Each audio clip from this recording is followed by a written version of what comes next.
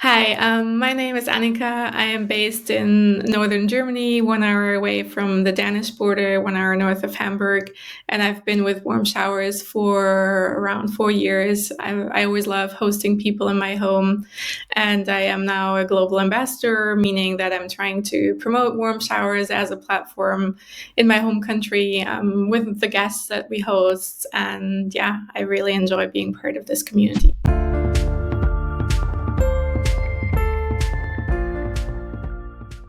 Yeah, I've always loved hosting people in my home, especially also with warm showers. I think it's a great way if you're maybe currently don't have the chance to go travel yourself to kind of bring the travel vibe back to your own home and open your doors to, yeah, an international crowd of cyclists that are on their way, I don't know, to the Nordkapp in Norway, which a lot of people that stay with us go to, which is the northernmost point in Europe, or just on a little cycling trip. So for me, it's always been a nice way to bring kind of the travel vibe into my home. So for me, it always feels a little bit like traveling myself because I get these inspiring people into my home. I'm not traveling myself, but they inspire me with their travel stories, and I'm learning something about their cultures. I'm learning something about their way of traveling, and for me, that feels a bit like traveling myself. So some phases in my life where I might be more stuck at home because I need to be studying, working, or something like this. It's nice to still, yeah, get that travel vibe. And yeah, while still being in kind of my comfort zone and being able to share with some comfort as well with fellow travelers who are out there on the road. Um, when we started hosting people on warm showers, we were also kind of new to the city, where we had just moved to a couple months prior to that. So we didn't really know very many people yet, and it still gave us a chance to have an actually, like, especially in the summer, a pretty busy social life because we got to host so many people and got to know so many interesting and inspiring people. Even though, of course, those encounters are kind of temporary, but it was still a really nice way to get settled in a new place and share that new place as well with others. And now we live in a small village, actually in my home village, and it's for me it's kind of cool that although everything here is very German, that there's still so many international cyclists passing through. Yeah, and I love bringing that international vibe into my little home village.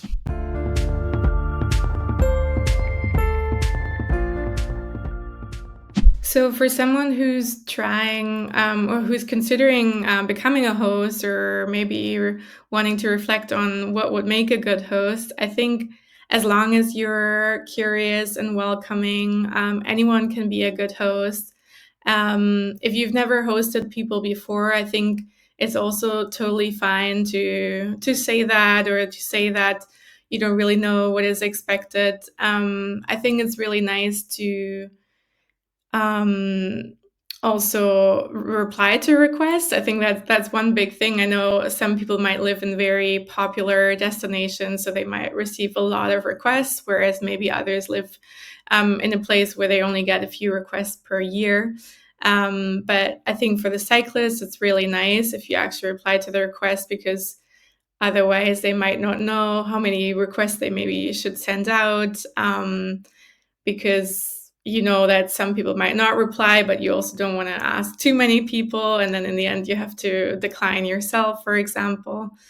But yeah, I think in general, I think as a host, I feel more comfortable as a host than as a guest, actually, because it's kind of, I mean, I'm still in my comfort zone and I can decide how much time I want to spend with the guests. I mean, usually I'm quite interested in them and I want to get to know them and I want to spend time with them. But if I'm having a busy week at work, or if I still need to finish something, I think as a host you're very flexible. Or if you want to start being a host and you're not sure, if you've never hosted people or strangers in your home, you can also start by saying, hey, you can pitch your tent in my garden.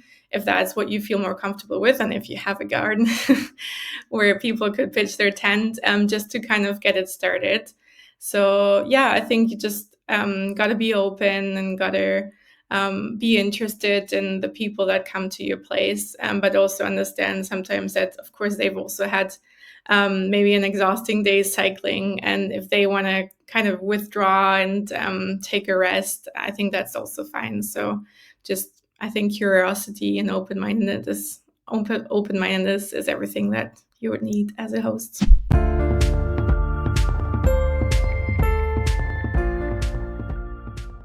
I think all of our guests definitely inspire us to visit new destinations. It's hard to keep track.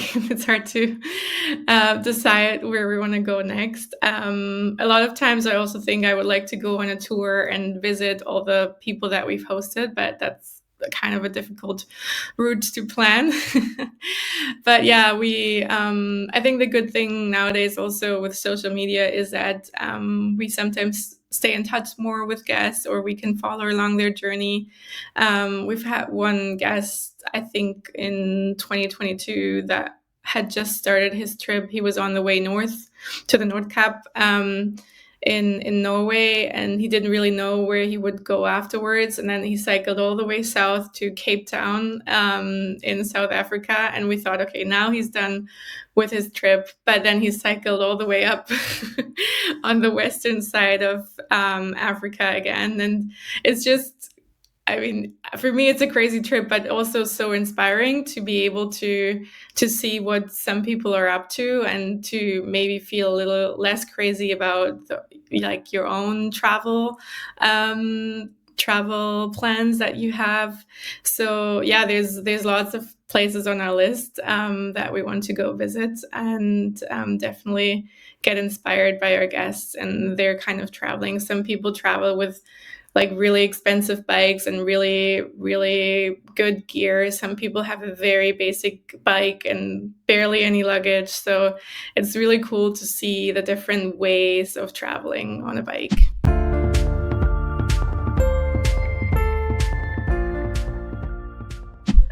I've had a lot of memorable experiences with guests that we've hosted in our home. It's always really nice.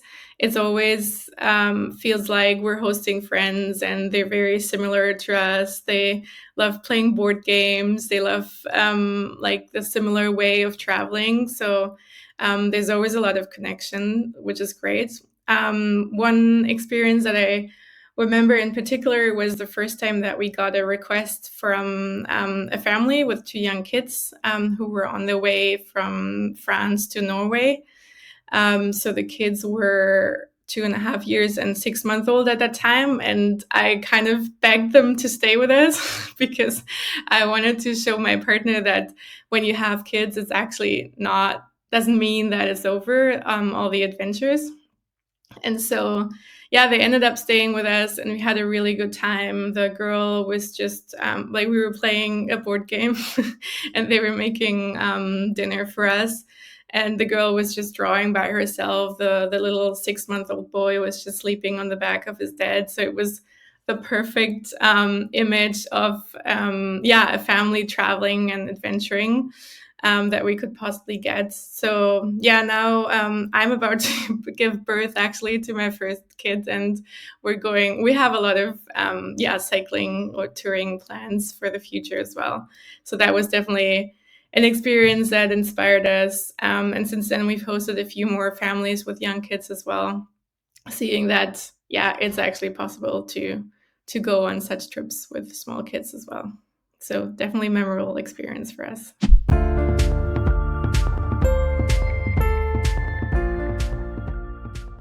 Yeah, for someone who's considering joining Warm Showers, I think my advice would be to just do it. You're gonna benefit from it. Either way, I think I've talked to a few people who've never hosted people in their home before, and they're a bit hesitant because it's maybe still a weird thought for them to just have strangers in their house.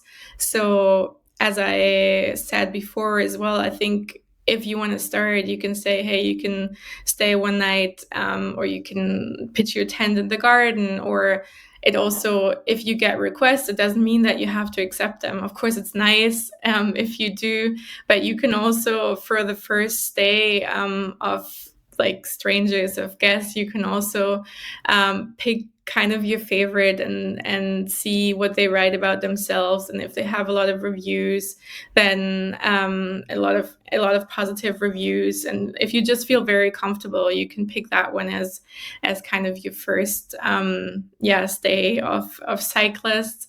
And I think once you do this, you realize how great it is and how nice it is to host strangers, and how much you benefit from it as a host as well. I don't think that, just the cyclist who maybe gets a free night somewhere and gets to learn something about the local culture is the one benefiting, but especially also the hosts that, get to open their home and get to give that comfort to someone who's touring out there. So I think it's definitely beneficial, and I would always recommend, opening your home to someone. And if you're joining as a cyclist and you've never stayed with a host before, and maybe you don't know what is expected, I think, you just gotta jump into the cold water. And if maybe like just bring something small from the grocery store, a little dessert, or offer to make dinner, or offer to make breakfast, or anything where you feel like, you might be giving back. Although, as I said, I think you're already giving back by your presence, but just I think, maybe there's some people that are nervous if they don't know what is expected if they're staying with someone else. But either way, I think as a host and as a cyclist, it's a really nice community to be part of. I feel like most people are on the same page, and you can read the reviews, you can read the profiles. Sometimes people share their social media, so you can definitely get a glimpse of the people beforehand that you might be hosting if you feel rather uncomfortable or nervous about the thought of hosting someone in your home.